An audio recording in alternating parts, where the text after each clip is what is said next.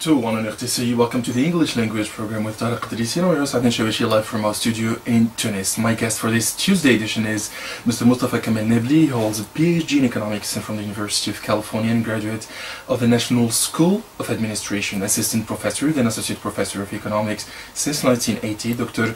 Nabli held various responsibilities within the Tunisian University. He has published several books and articles. He was also appointed an expert at several institutions, including the European Economic Community and the Arab League. He led this section, Middle East, North Africa, at the World Bank. My guest was also appointed head of the Central Bank of Tunisia by former Prime Minister Mohamed Ghannouchi.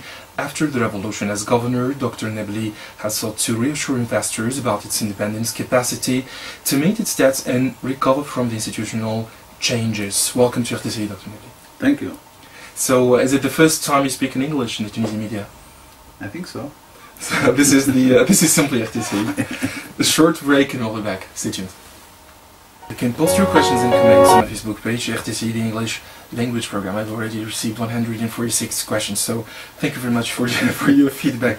Dr. Nabli, welcome back again. Thank you. So you have an impressive resume. This is probably the reason for which you were appointed governor of the Central Bank by former Prime Minister Mohamed Ghannouchi. Do you think this is the reason? I don't know what is the exact reason, because I was never told the exact reason. But what I know is that when the former president fled the country and Mr. Ghannouchi started running the place, he wanted to show that things are not as usual. And my history was that I one of those who left the country because I was not happy with what was happening in Tunisia. And actually I left the country after resigning from the government in 1995, and I expressed my displeasure about the way things were being run and what. So Mr. Ghannouchi probably thought that bringing figures who were really new faces in a way means to replace the former system was something that would be helpful in this transition phase. You know, observers and economists are divided when it comes to evaluating your role as governor. How do you evaluate your performance, and what have you managed to do during the first transitional period? We know that it was a very difficult period. I was governor of the Central Bank for 1 year and a half, 18 months, about 18 months, exactly 18 months. And the 18 months were not the same. Different time periods were different challenges. And I remember the first challenge when I took over like the 19th of January, just a few days after the revolution, the collapse of the former regime. And the priority number one at that time, in the first few days, and I would say maybe the first few weeks or 3 weeks, was really making sure that the payment system does not collapse.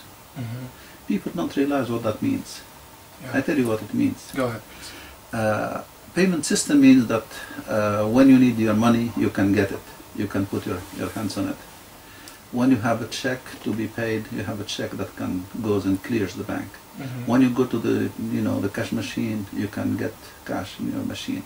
When you got to the bank and wanna get your money out, you can get your money out. That's what means payment system. Banks will pay each other. They clear checks. They clear their accounts among themselves.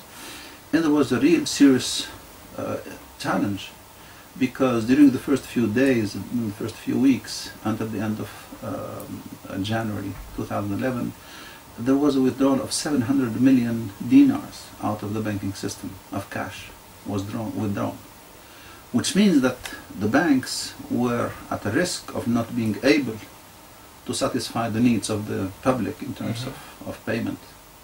So the priority at that time was to make sure that we don't get any sign of lack of confidence in the system, in the payment system, so that money keeps flowing in the banks, money keeps flowing from the cash machines, the credit keeps flowing, and so on.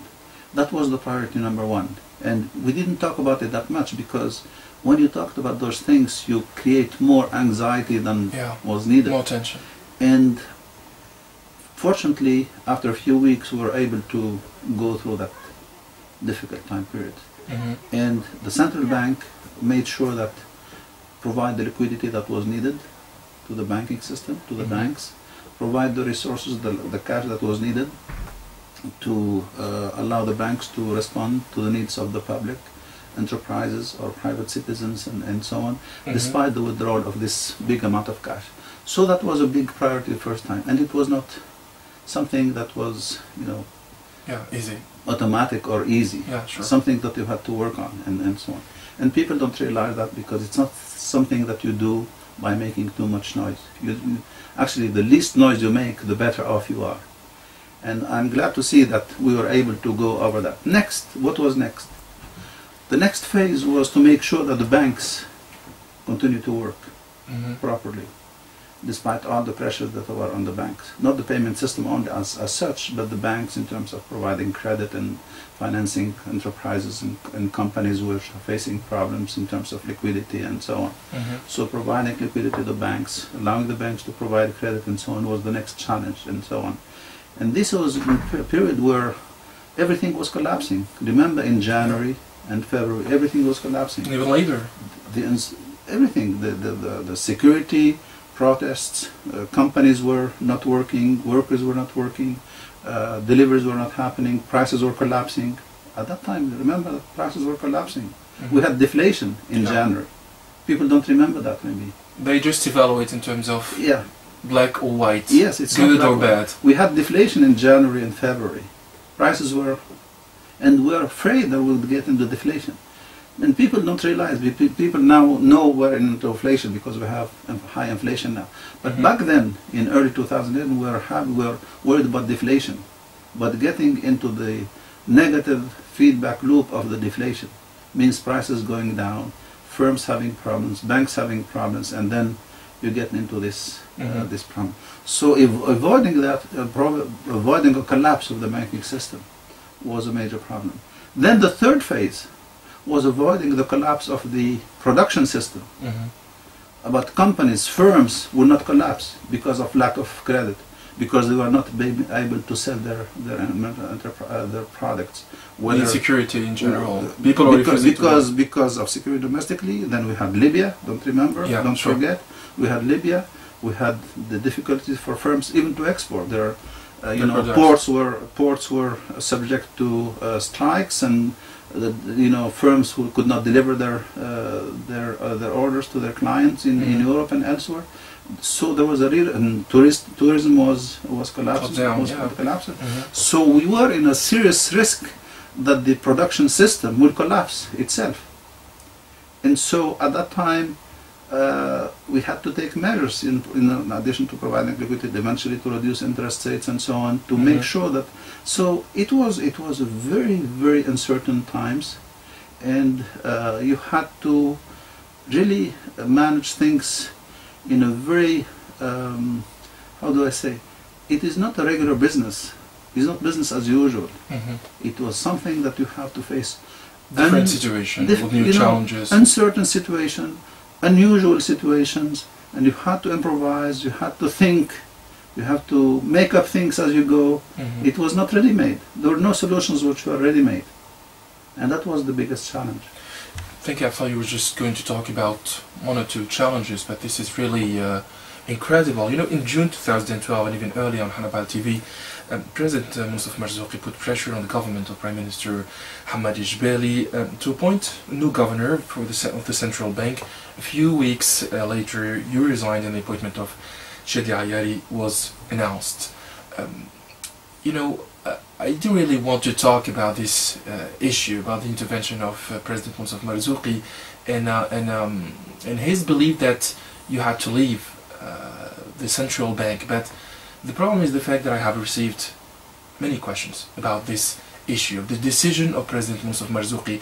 Do you believe, as President of the Republic, he had to talk about this issue on a private TV channel, in the media in general, before making the right decision? these issues, I really wish that this is a file that is closed for me, and I don't want to go back to it. It's really not worth it. But I remember that I had to respond because you know that I rarely come on public media, and but that event led me to reaction, and I remember it was in Hammamet, and I was a meeting, and I organized the press, kind of meeting press, and to express my views and express that I was really surprised about this behavior and what has happened. Now, it is unfortunate that leaders of the state don't follow the basic rules of what state meets and the state. I was governor until July 2012, and the president and the new government were in place for 7 months or 8 months, say. And as governor of the central bank, whether you like me or don't like me, the president was supposed to meet me. Sure. For state business, not for private business. And the president has refused all of this period. I never had a chance to have a meeting with him despite my requests. So this was a unilateral decision? Yes. For instance, I was supposed to do for the state business, I was supposed to present the central bank's accounts, which were completed in February. It was required by law that this be presented to the head of state. And I requested to see him, to present him. He refused to receive me in March, in April, in May. Really? Yeah. So... This is the first time you talk about this issue, this way? No, I mentioned it before, but maybe I didn't mention it strongly enough, but I did mention that. I did mention it on different occasions. But I don't want to go too much into it because I think this is not behavior of a democratic state and establishing the rules of the game. Because I might understand, for whatever reason, the President of the Republic doesn't agree with me on ideas, on whatever it is. But there is the business of the state, which has to be run. Sure. Requires. It's not personal. It's not personal. And this, unfortunately, has been lacking. And so, let's close that file. We'll have a short break with music. We'll be back in about 3 minutes to talk about the current economic situation. We'll move forward. Okay? Stay with us. Dr. Nabli, on February 22nd, the government of Ahmed Jebeli validated the agreement with the IMF, which announces very painful reforms for Tunisia for the liberalization of all sectors, despite the fact that after the Republican decree of February 19, it was only in charge of managing the current business, and I insist on the term only, current business. How do you explain the validation of the agreement with the IMF, and do you think it was the right decision? Well, to my knowledge, there has been no agreement which has been validated or signed. To my knowledge, there has been discussions, as the government has said, between the IMF and the government and the central bank, in order to obtain a standby agreement for possible recourse of the government to financing from the IMF. This has not been concluded. This has not been validated. My understanding. That's my understanding. Unless something I'm not aware of. And my understanding is that this has been there has been a delay in the process because of the change in government. So as the new government can take the decision that needs to be taken, and I'm not sure that this new government has had the time already to deal with that issue. You think it's just a problem of time? I think they will have to resolve the issue whether they're going to sign or not sign the agreement eventually. There has to be a decision. Do you think they are willing to sign? I think this is the situation. It's not clear for the public. You see, I think I agree that there should be an open debate with the public on this issue, and this has been lacking. I think people have to understand why one need to go to the IMF today, and if not, so what? Because I don't think that any government chooses to go to the IMF if it does not have a good reason to do it. And my understanding that there are arguments which militate for this, but they have to be explained to the public. Public has to be part of the story, and they cannot be done in kind of closed circuit only. And I think there has been lack of public discussion of this, and there has been lack of debate. And I think this should be openly debated by the public and by the media, the experts, and so on. Now, does it make sense today to do it? I will tell you, depends what's the content. Oh, really? Depends what the content is. Because why do governments in general go to the IMF? They go to the IMF because if they run into the risk or the impossibility to mobilize external finance, if the country gets into a situation where it cannot have enough resources, financial resources, especially foreign exchange, to run its business, the business of the country, in terms, you know. So they go to the IMF, and the IMF will ask in return for some reforms to be done. That's the typical situation. Now, my understanding is that Tunisia today is not in a situation where it needs to go today to the IMF, but it is a matter of insurance against future risks. If you run the risk to go in 6 months or a year, it's better to go when you are not in a situation where you are under pressure. Under pressure. It's better to go early enough than later. Sure. I would militate in favor of having discussions and getting an agreement under some conditions. And under some conditions, if first of all, the program has to be a national program. It has not to be imposed by the IMF or anybody else. It has to be consistent with what you want to do and what the country is ready to and wants to do. And secondly, not under pressure, not being imposed. If this is done so, it's early enough. If it does not get imposed on you, I think this may be useful because it provides you insurance against future risks and possibilities that you are not able to face your obligations in terms of financing the economy, in terms of financing your imports, financing your payments, and so on. So as far as I know, it's still under discussion. And as saying whether it includes full liberalization and so on, I am not aware of all of the details, but I don't think that it has a full blank, liberalization on. And I don't without conditions. And I don't think it goes beyond what the prerogative of the government has today. I don't think that is the case. I think if it is, running current affairs, current business of the government, and providing finance for the economy as needed is an obligation of the government today, if it cannot wait. I say, you have a question from an engineering student on Facebook. His name is Yazid Hamdi. How real is the no salary risk for public sector employees on the long run? It depends. You see, what I have been saying is that the risk today, we don't have that risk today in the next few months. But one can always think of scenarios where this might happen. And our work and our responsibility today, the government and everybody else, is to make sure that we don't run into that risk of not being able, the government not being able to pay salaries of its employees and so on. And how to do that? We have to face to the risks to the economy today. We have to make sure that the economy picks up again, starts growing, investments start coming, and the taxes start coming back into the level of taxes. That the government being able to run its business and to control its expenditures so that it does not spend too much compared to what it receives and so on.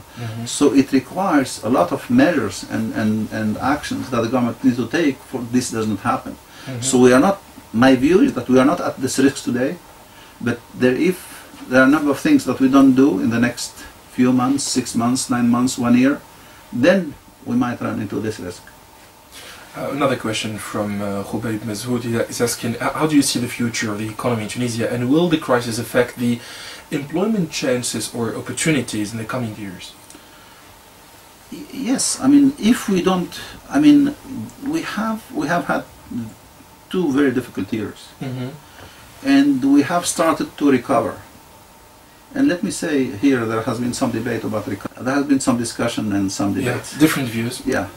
The recovery, and I say and insist, started in the second quarter of 2011. It did not start in 2012, as some would like to say. Why do they do? Why do they? Because they use the wrong numbers. On purpose. No, it's not.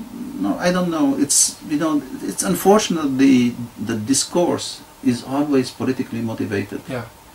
The numbers are that, you know, it's, you know, we were in positive growth rates from quarter to quarter, not year on year, because this is a technical problem. Yeah. Go ahead. When you measure from quarter to quarter growth, you measure it in two ways.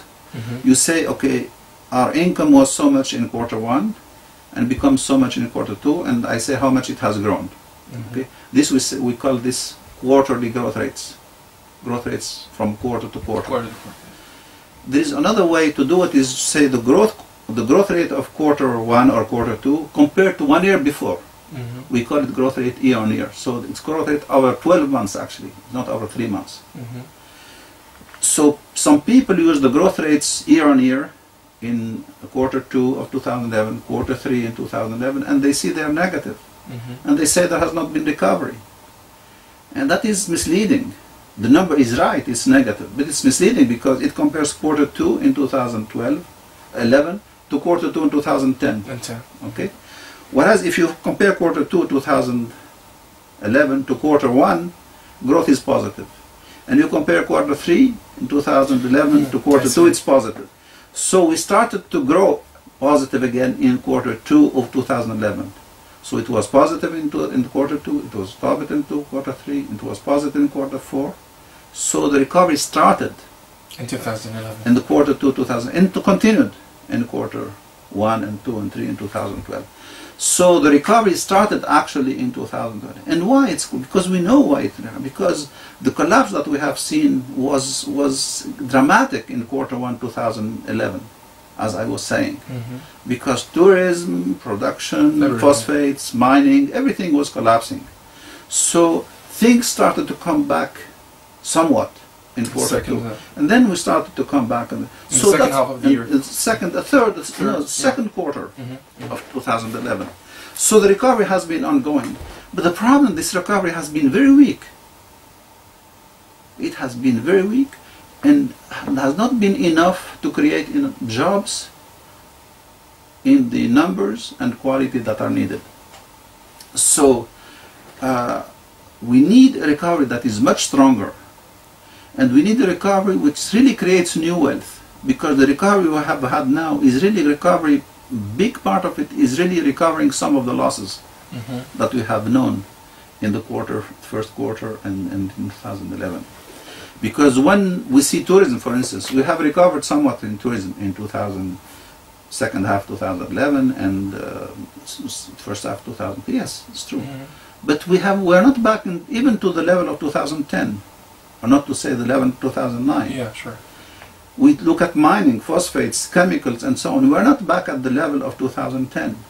So we have recovered some of the loss, but we are not really growing in the sense of growing in a way that creates new jobs, that creates new wealth that we did not have before. Just we are cutting our losses in a way, but not creating the new wealth. This is alarming. It's alarming because that is the misleading way of using numbers. When we see that we have grown at 3.5 or 3.6 2012, a big chunk of it is due to that recovery of the loss that we had incurred before. But new growth, in terms of growth that creates jobs, we have very little. Why? Because we don't have investment. Investment has not come back. Exports are not growing. Exports of manufacturing and so are not growing. So we are not creating the environment, we have not created the environment where the wealth creation, the investment that will create jobs are taking place. And this is the basic problem that we have today. And if we don't recover that, and if we don't get investment going, if we don't get the innovation, the entrepreneurs, the young and the less young and the existing company, the foreign, the domestic and so on, to invest and create the new companies, new firms, to grow the existing firms, and if we don't do that, we are jeopardizing employment in the medium and long term, jeopardizing big time. I think this is a clear answer for the student. Another question from Saif Bourji, Google Student Ambassador in the MENA region. He's asking about the introduction of the new banknotes and the new coins. There are two different points. The coins is different from the banknotes. The coins that were is just a regular business of printing or issuing new coins to help the economy as needed. So they're not new types of coins. They're just new issues of the same old coins. So it's not new, and it's a normal business. It's not something exceptional. On the banknotes, I have to say here that on the banknotes I am responsible for it in some way. Really? Because the banknotes that we have, the banknotes for the 50 dinars and 20 dinars, the issue has taken place, if I remember, it was already in, when was it? It was end of 2011 already, November 2011, that we issued those new banknotes. And we talked to the public actually. Really? And we explained why. Yeah. Explained why, because the old banknotes had all over them the old regime's footprint. You take any one of them, you have the symbols of the old regime of November 7th. Some observers claim that the real goal was to collect the 700 million dinars. No, that's not true. I worked there and I was responsible for the decision, so I know what it was about. So it was in the post-revolution Tunisia, it was unacceptable to see people, or for us to see ourselves continue to use the old banknotes which still carry the old regime symbols. That was unacceptable politically, if you like. And so the decision was made to start with the 20 and 50 banknotes. Why to start with those? Because there was already a plan to print new banknotes, because all the time the central banks prints new banknotes, all the time. So we took advantage of an existing contract to print new banknotes, but we changed the notes, the content of the notes. We took off the symbols of the old regime. So it was not like additional, it was changing the banknotes. Now, it is true that we increased the quantity, because in order to withdraw the old notes we had to replace them. So but some of it is really printing notes as needed, because the central bank needs always to renew the old notes which are used and needs to grow, because the economy grows, needs more banknotes. So there is some of it which is needed to replace the old notes and to help grow the economy. But there was some quantity which was printed to replace the old notes that will be withdrawn earlier than expected. So the cost is not as much as one would think it is. Because now, if the population of Tunisia wants to keep using the old banknotes with symbols of the old regime, that would be fine for us. But that was not the impression that we got, because we consulted actually.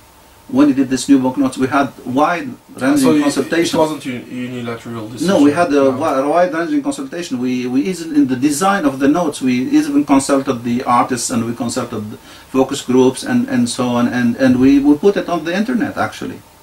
And we put it on the central bank and so on. So it was not something that was done in hiding. So now, what is next? So this 20 and 50 dinars, the 30 dinars banknote was withdrawn because everybody hates it and nobody likes it. So it is not being replaced. So the question now is the replacement of the one remaining as the 5 and 10 dinars. And when I left the central bank, there was a plan to replace them as well, but I don't know where. Mr. Nabli, how do you evaluate the new investment code? Well, as far as I know, the new investment code has not been circulated to the public and has not been subject of public discussions. Yeah. My reading to the draft I have seen, and I don't know what draft is that, whether it's the last one or the one before last or the one before last. So, it's a code which has tried to kind of pull together all of the changes that have taken place in terms of the investment code over the last 20 years or so. because the last investment code was initiated like 20 years ago, in 1993. And my reading is that it does not introduce major changes compared. It just streamlines, simplifies, and introduces some new ideas like trying to pull together as much as possible the onshore and the offshore business, because one of the major features of the investment code in Tunisia was this dual system, whether you are exporting firms or whether you are not. And this code is trying to bring, closer these systems and reduce the dichotomy. And it's a good going to that direction. But my reading, it does not bring any major new things into the investment code. That's my reading of it. More than that, I don't think that I can say much. Okay, so how do you respond to critics who claim that you are partly responsible for the situation in which we are in the indebtedness of the country after the revolution? The belief that the 2 billion dinar loan granted to Tunisia by the World Bank and the former Prime Minister Beji Caid Sibsi was misused. Some people claim that the 2 billion dinars were not invested in the economy but rather spent on salaries. First of all, I don't know which 2 billion we are talking about here. Okay? What I know is that in 2011 there was financing from the World Bank of 500 million dollars, and the African Development Bank $500 million, plus a few hundred million from the French and the European Union. That's about 1 billion and some in 2011. And there was an equivalent amount in 2012. Okay? So the 2 billion half of it was in 2011 under Beji Caid Sibsi government, and part of it was under 2012 under the new government. Oh, really? Yes, absolutely. Now, so why do critics claim that? I don't know what they're talking about. I don't know what they're talking about. And actually, when you look at the numbers, there has been more debt incurred in 2012 than in 2011, foreign debt. So let's depolitize the discussion, I think, and put government of this and that. These are objective conditions, okay? Objective conditions meant that we had a high deficit in 2012 and even higher deficit of the balance of payments in 2012 and current account balance, okay? And this needs to be financed. Okay. How do you finance? Part of it is through foreign direct investment and part of it through debt. If you don't get the foreign direct investment, you get foreign debt. Okay. If you don't get that debt, what do you do? No option, no choice. No, you can do it. You can do it by compressing imports. You reduce imports, or you don't pay your debt. And that's a problem in both cases. Yeah, it's a problem. So it's something that has to be seen in that perspective. Now, it is true now that the debt that we have been incurring into that, not only the external debt, the domestic debt as well, both internal and external, has not been used enough for investment. It is true. And that is one of the major problems that we have. The debt has been used mostly by the government to increase salaries, to pay for subsidies of food and for energy products, gasoline and energy prices and so on. Most of it has been used for that. There has been some use to increase investment by the government, it's true, but the big bulk of it has been used for consumption by the government. So the problem is in the choices of the government. And it's not Beji Caid Sibsi government, it's both governments. In 2011, in 2012, and 2013, the same problem. So I think it's misplaced and not very smart to start, throwing responsibility on this and that. All of the government that have had to face the same problem. Let's be responsible. It's probably a shared responsibility. Shared responsibility, and then it has to be us as Tunisians as a whole. Yeah, sure. To say, okay, if we want to continue to increase wages, if we want to continue to increase employment in the government, if we want to continue to subsidize consumption, that's a choice, but it has to have implications. Sure. But how do you pay for that? Then you have to decide. If you want to do that, you have to pay for it and to have it through debt, domestic and foreign. And then you have a problem in terms of the future payment of the debt, because if you are using that debt to pay for consumption today, you're not investing, you're not creating wealth, you're not going to be able to pay in the future. So that's a choice you have to make, and this we have to debate it. Dr. Nabli, you defended the independence of the Central Bank of Tunisia. Don't you think this was a kind of partisan or ideological position, contrary to your function as a governor, having campaigned ardently for the independence of the Central Bank? Did you, in a way, violate Article 8.3 by failing to respect the status of the Central Bank of Tunisia? Okay, maybe an accusation yes, from I'd say two or three things about this. Yeah. First, things have to be made. the concept and the idea of independence of Central Bank of Tunisia, the independence, was a very early idea that was already there in 1958, when the Central Bank was created. Former Prime Minister and Central Bank Governor Adnen Chaouachi, when there was created, because he was the creator of the Central Bank of Tunisia, he was talking about independence of the Central Bank in 1958. Okay, even though the meaning of independence of the Central Bank was not known at then in the literature, even in the economic literature, it was not a concept which was known. The concept of independent central bank started growing in the economic literature in the 80s and the 90s. But Adnen Chaouachi was talking about it in 1958.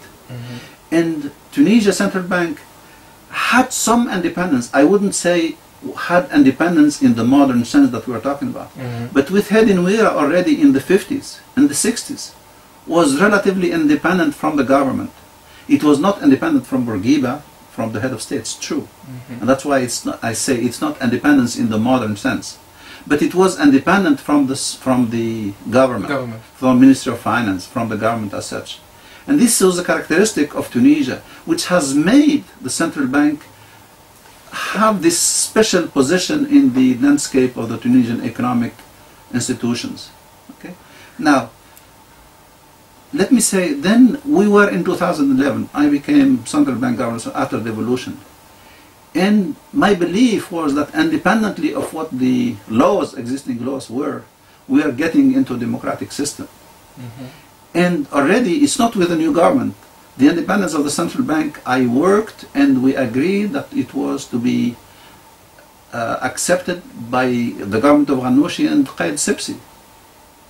So the central bank behaved, and that central bank behaved as independent from the previous government, not only from the new government. So it was not a new idea that came because there was this new government. That's a misleading concept and idea that being. Now, third, and I thought that since we are in the process of preparing a new constitution, it was my role as a governor of the central bank, as a central bank, to put the issue of independence before the National Constitutional National Assembly as an issue that has to be discussed. It is worth looking at, because successful central banks, successful economic institutions in democratic systems today, not 85 and not 80, not today, I think it is understood that some degree of independence of central bank is a prerequisite in democratic systems to insulate monetary policy from political intervention and short-term interests. So it was not ideology, it was driven from this context that we are building democratic institutions and that we want to go beyond the old system where all power is concentrated in one place. We have to separate, and distribute the power among different structures and institutions under the law. It has to be constitution, it has to be constitution. And then we proposed to the assembly what could be introduced in the constitution, and changes in the laws need to be made as well. So saying that it was ideological and so on is really misrepresentation of the facts. I want to say sorry to my friends and listeners who are posting questions and comments on Facebook, because We are really running out of time. We just have 4 minutes left, so you have 3 questions in response. in less than 4 minutes. So the World Social Forum kicks off today in downtown Tunis. The organizers claim that it's a permanent space and process to build alternatives to neoliberalism, and it brings alternative answers to world economic problems in opposition to the World Economic Forum. As an economist, what do you think of the World Social Forum? I think it's a strength of thought and ideas that is there, that exists. It has views on different issues, and they are respectable, and I think I respect these ideas. I don't agree on many of them, but I think it's important that to have these types of ideas put to the public, and the public has to decide. Are you planning to join a political party and to run for office, or is it the end of the road of the politician, but the beginning for the economist? No, I said that I am not joining any political party, and I said that nevertheless I keep interest in the political situation and the political changes in the system in the country, and you know, I am interested in public life. Do we have to remain realistic while dealing with numbers and statistics, or could one be optimistic about the future? We have to be optimistic. I think that we don't have a choice but to be optimistic, because if we want to build a democratic state, and democratic state which meets the ambition of the youth and what the revolution was about, I think we have to be optimistic. We have to build it. Dr. Mustafa Kamel Nabli, thank you very much for coming. Thank you. Thank you. The video of this interview will be available on my Facebook page, RTCI, the English language program. I thank my friends, Maestro RTCI and Southern Turkey for her valuable coordination. Thank you very much. Stay tuned to RTCI. Next news update in French and the German language program with Maestro Mustafa Kamel Nabli. Goodbye.